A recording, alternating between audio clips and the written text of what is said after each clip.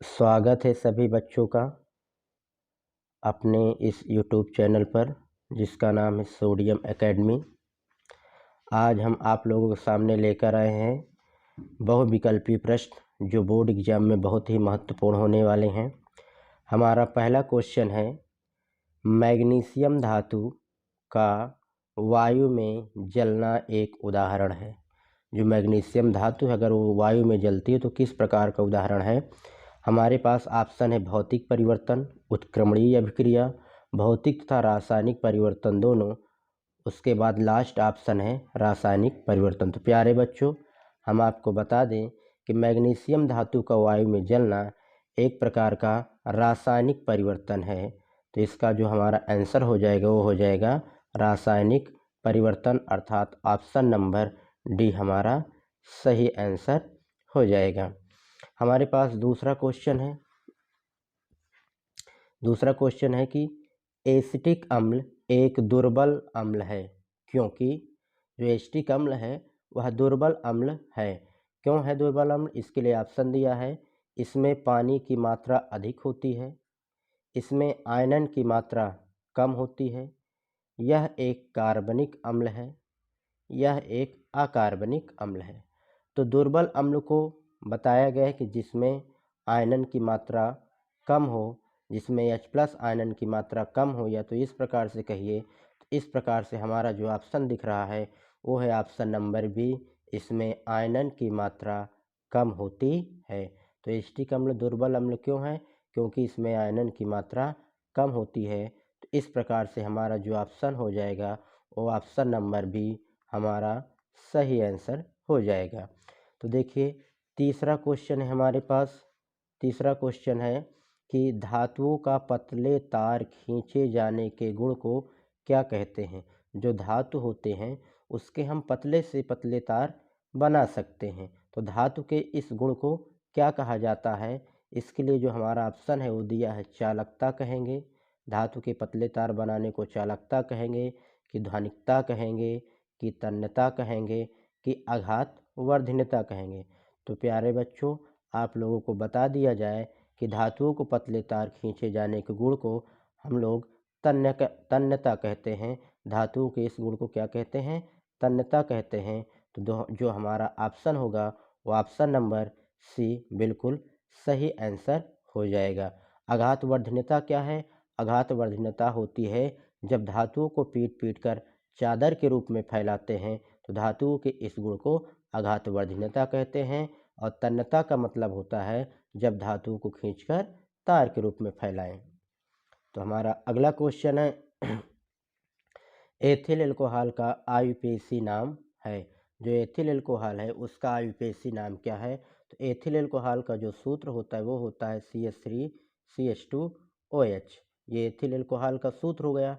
तो हमें बताना है इसका आयुपेशी नाम। देखिए इसमें OH समूह आ रहा है, OH समूह आता है तब हम इसमें क्या अनुलग्न का प्रयोग करते हैं?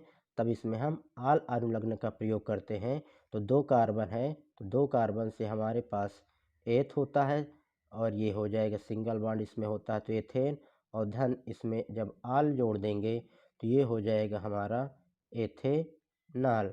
तो हमारा जो सही आंसर हो जाएगा कि एथिल अल्कोहल का आयुपेशी नाम वो हो जाएगा एथेनॉल। ऑप्शन नंबर ए बिल्कुल सही आंसर हो जाएगा।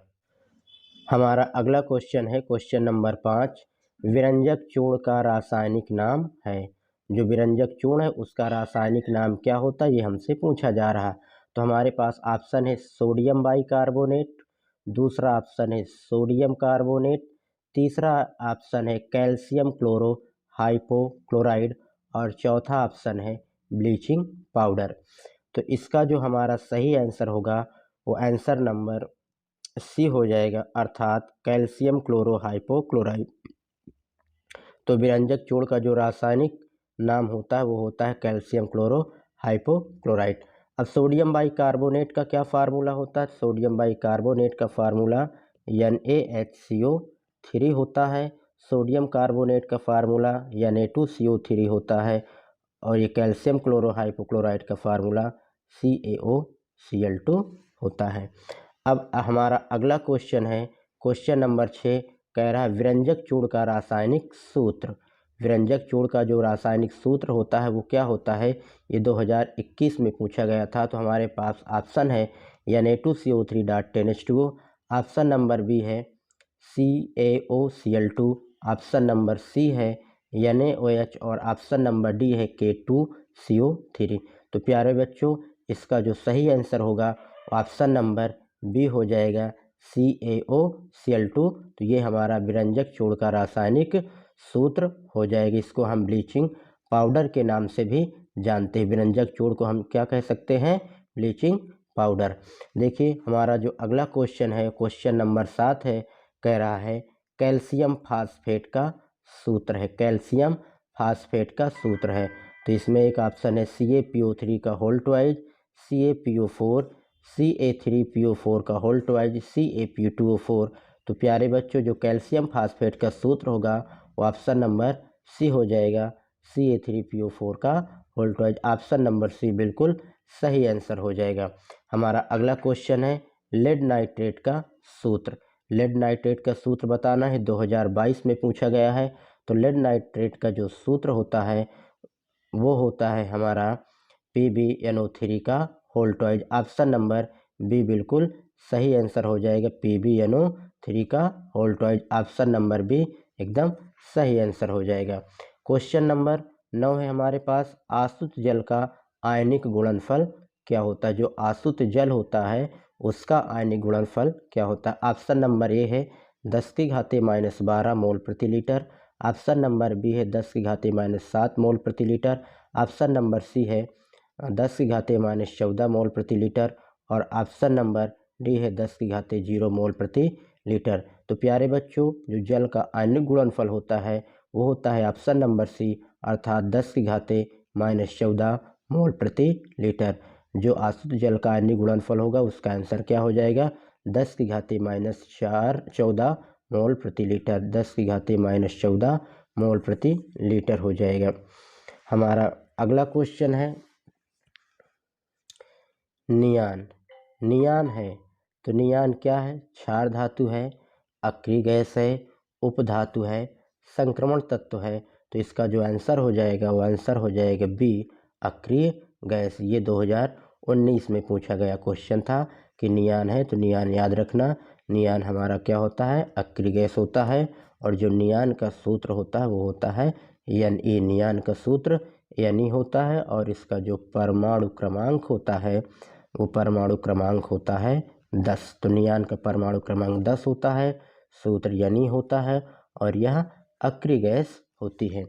हमारा अगला क्वेश्चन है धावन सोडा का रासायनिक सूत्र। ये 2 बार पूछा जा चुका है, 2020 में पूछा गया है और 2022 में पूछा गया कि धावन सोडा का रासायनिक सूत्र क्या होता है। तो ऑप्शन देखिए NaHCO3, Na2CO3.10H2O, CaOCl2 और लास्ट ऑप्शन है NaOH। तो प्यारे बच्चों, आपको बता दें जो सोडियम बाइकार्बोनेट NaHCO3 होता है ये होता है खाने वाले सोडा का सूत्र और Na2CO3.10H2O यही हमारा होता है धावन सोडा का सूत्र। हमारा ऑप्शन नंबर बी बिल्कुल सही आंसर हो जाएगा, Na2CO3.10H2O। और जो कैल्शियम क्लोरोहाइपोक्लोराइड है CaOCl2 ये हमारा ब्लीचिंग पाउडर है। हमारे पास अगला क्वेश्चन है, क्वेश्चन नंबर 12, निम्न में से कौन सा तत्व धात्विक है, अर्थात हमें बताना है कौन सा तत्व इसमें धातु है। ये क्वेश्चन 2020 में पूछा गया है।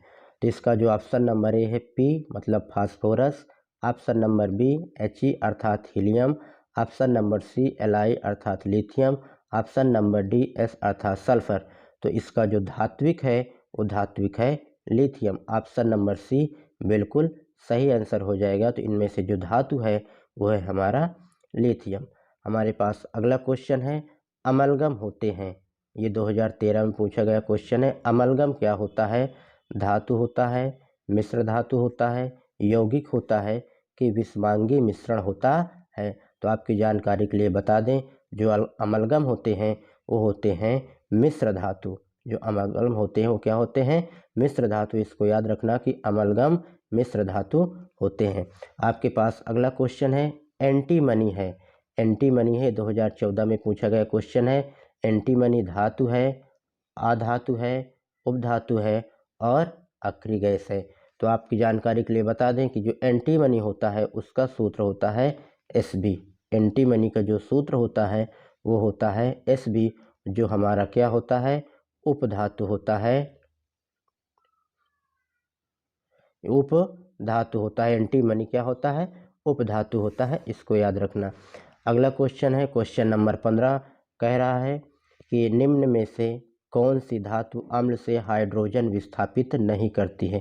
कौन सी धातु है जो अम्ल से हाइड्रोजन को विस्थापित नहीं करती। आयरन होता है कि जिंक होती है कि कॉपर होता है कि मैग्नीशियम होता है। इनमें से कौन सा जो है अम्ल से हाइड्रोजन को विस्थापित नहीं होता है। आप जानते होंगे वैद्युत रासायनिक श्रेणी, तो जो तत्व वैद्युत रासायनिक श्रेणी में हाइड्रोजन से नीचे होते हैं वे तत्व अम्ल से हाइड्रोजन को विस्थापित नहीं कर पाते। तो हाइड्रोजन के नीचे कौन कौन, ये आपका हाइड्रोजन होता है, उसके नीचे आपका होता है copper, mercury, Hg, silver, platinum और ये गोल्ड Au। तो ये होते हैं जो हाइड्रोजन से नीचे होते हैं, ये अम्ल से हाइड्रोजन को विस्थापित नहीं कर पाते। तो इसमें कौन है, copper, mercury, silver, platinum, gold. तो इसमें देखिए आयरन कहीं नहीं दिख रहा है, जिंक कहीं नहीं दिख रहा है, मैग्नीशियम कहीं नहीं दिख रहा है, कॉपर इसमें है, ये है कॉपर है हाइड्रोजन के नीचे। तो इसका मतलब कॉपर जो है अम्ल से हाइड्रोजन को विस्थापित नहीं कर पाएगा। ऑप्शन नंबर सी हमारा एकदम सही आंसर हो जाएगा। हमारा अगला क्वेश्चन है, कह रहा है कि लोहे को जंग से बचाने के लिए निम्न में से कौन सी विधि उपयुक्त है। जो लोहा होता है उसमें जंग न लग पाए, इसके लिए हम कौन सी विधि अप्लाई करते हैं। तो हमारे पास जो ऑप्शन है वो है ग्रीस लगाकर, कि पेंट लगा दें, कि जिंक की परत चढ़ा दें, कि ए सभी। तो ये तीनों तरीके हैं, ग्रीस भी लगाकर हम बचा सकते हैं, पेंट को भी लगाकर बचा सकते हैं, जिंक की परत को भी चढ़ाकर हम बचा सकते हैं कि लोहे में जंग न लगे। तो ऑप्शन नंबर डी एकदम सही आंसर हो जाएगा। ये सभी आप ग्रीस लगाकर भी लोहे को जंग से बचा सकते हैं, पेंट लगाकर भी लोहे को जंग से बचा सकते हैं, जिंक की परत भी लोहे के ऊपर चढ़ाकर जंग से बचा सकते हैं। इसलिए ऑप्शन नंबर हमारा डी एकदम सही आंसर हो जाएगा कि आप तीनों तरीके से लोहे को जंग से रोक सकते हैं। अब अगला क्वेश्चन है क्वेश्चन नंबर 17, निम्न में से कौन सी धातु कमरे के ताप पर द्रव होती है। तो ऑप्शन है मरकरी, सोडियम, कॉपर और ब्रोमीन। तो प्यारे बच्चों आपको बता दें कि मरकरी एक ऐसी धातु होती है जो कमरे के ताप पर द्रव अवस्था में पाई जाती है। इसको याद रखना कि मरकरी कमरे के ताप पर द्रव अवस्था में पाई जाती है। जो ब्रोमीन होता है, ब्रोमीन एक अधातु होती है, ब्रोमीन एक अधातु होती है, ये कमरे के ताप पर द्रव अवस्था में पाई जाती है। अगर धातु पूछ ले कि कौन सा धातु कमरे के ताप पर द्रव अवस्था में पाया जाता है, तो मरकरी। अगर ये क्वेश्चन में आ जाए कि कौन सी जो है अधातु कमरे के ताप पर द्रव अवस्था में पाई जाती है, तो ब्रोमीन एक ऐसी अधातु है जो कमरे के ताप पर द्रव अवस्था में पाई जाती है। हमारा अगला क्वेश्चन है कि निम्न में से कौन सी धातु को चाकू से काटा जा सकता है। ऑप्शन है सिल्वर Ag, Au सोना, यानी सोडियम Hg, मरकरी। तो आपको बता दें सोडियम एक ऐसी धातु है, सोडियम एक ऐसी धातु है जिसे हम चाकू से काट सकते हैं। तो ऑप्शन नंबर सी एकदम सही आंसर हो जाएगा। हमारा अगला क्वेश्चन है कौन सी धातु विद्युत की सबसे अच्छी चालक होती है। तो आपके पास Au सोना दिया है, Pb लेड दिया है, Hg मरकरी दिया है, Ag सिल्वर दिया है।